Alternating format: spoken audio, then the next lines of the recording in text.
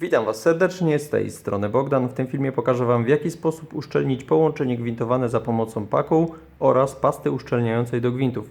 Można kupić taki zestaw, na przykład Bisana, gdzie mamy pastę i pakuły lniane. W takim zestawie, w takim woreczku w marketach budowlanych czy też w internecie bardzo dobrze się to wszystko sprawdza. Mamy też instrukcję postępowania, w której brakuje informacji o przeskrobaniu tak naprawdę tego naszego gwintu na rurze delikatnie, aby podczas skręcania ta pakuła razem z tą pastą nam się po prostu też nie skręcała, co może utrudnić uszczelnienie. Tak więc niepełna instrukcja jest tutaj tak: posmarować niewielką ilością pasty gwint zewnętrzny i co ciekawe, najpierw posmarować niewielką ilością pasty gwint, a dopiero potem nakładać, podwijać pakuły, co większość instalatorów uzna za błąd, bo większość, z tego co przynajmniej wiem, najpierw nakłada, podwija pakuły na gwint, a potem dodaje trochę pasty, skręca i wszystko jest szczelne przez długie lata. Tak więc ja też znałem tą metodę, wszystko było szczelne, ale skoro tak zalecają, tak więc może w ten sposób powinniśmy postępować, prawda? I następnie połączyć, skręcić tutaj nasze oczywiście połączenie obydwu elementów. No dobra, jak to wszystko powinno więc wyglądać? Mamy jakąś tam sobie rurę, mamy jakąś sobie tam złączkę i mamy tu oczywiście nasze elementy. Co nam będzie potrzebne? Na sam początek bierzemy sobie brzeszczot i zdzieramy tutaj gwint. Co to znaczy zdzieramy? W 4-5 miejscach przykładamy sobie na przykład palec, zobaczcie, w ten sposób i wzdłuż palca, zobaczcie, zdzieramy tutaj po prostu gwint. Teraz w następnym miejscu ktoś powie, że to za dużo roboty, zabawy i tak dalej,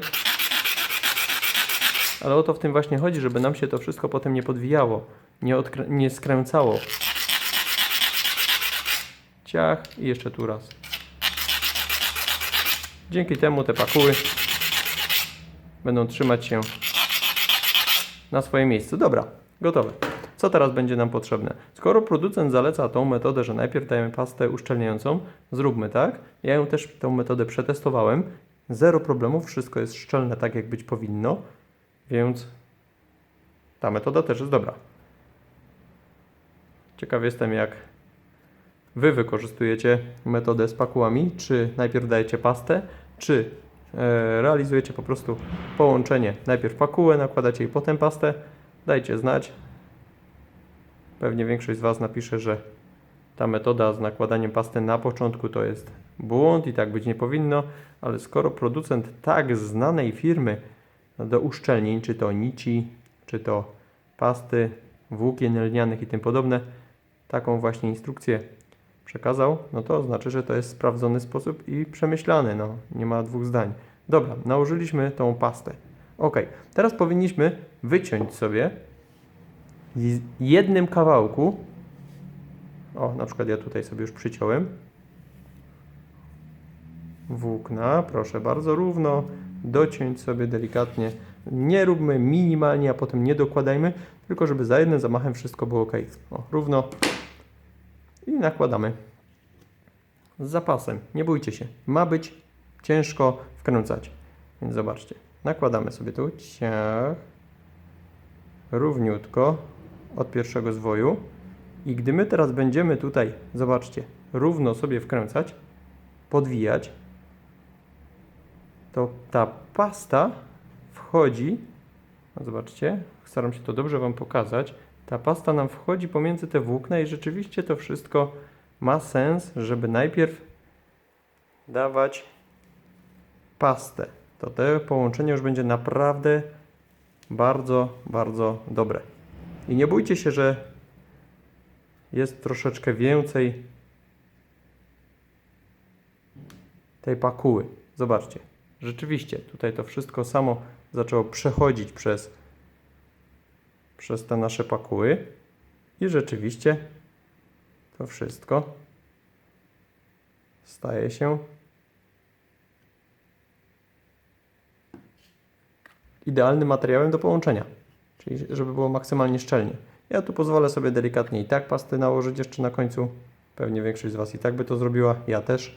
Chodzi o to, aby to wszystko przed połączeniem miało ręce i nogi, a przy okazji, żeby dokładnie tu wszystko w ten sposób. Ja pokazuję troszeczkę dłużej, to ze względu na to, żeby na filmie dobrze było widać. Jeszcze spoglądam cały czas na ekran kamery. Ok, gotowe.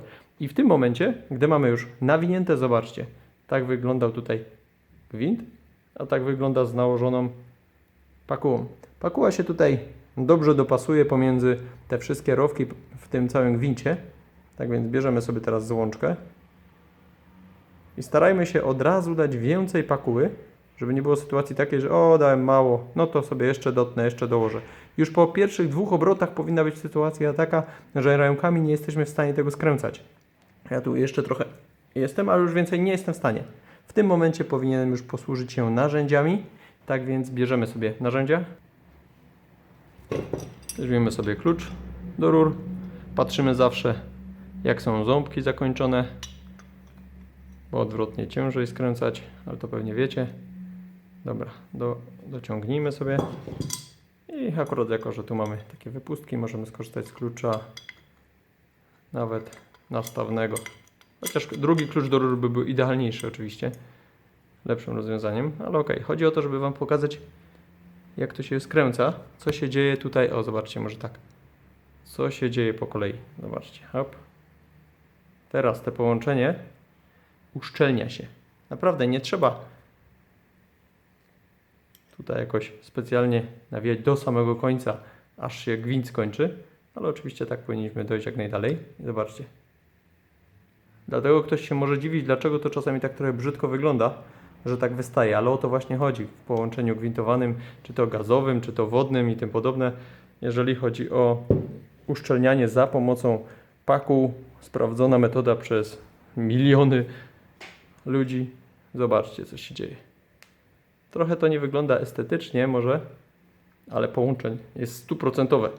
No, zawsze jest tam jakaś szansa, że coś będzie nieszczelne, ale o, dobra, skręcamy. Wystarczy. Wyciągamy sobie klucz. Oczywiście można wszystko mocniej skręcić.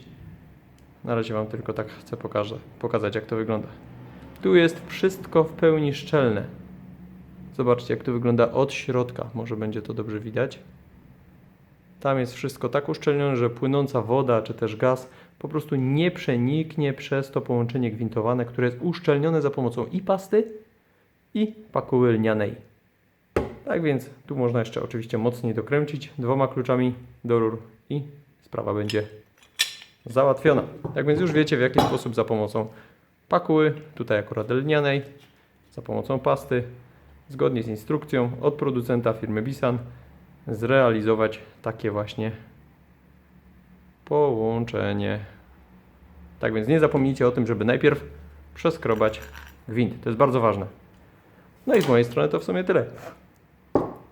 Trzymajcie się. Pozdrawiam. Cześć Wam. Dajcie znać, jak Wy uszczelniacie swoje połączenia gwintowane, czy to w gazie, czy to w wodzie i tym podobne. Cześć Wam.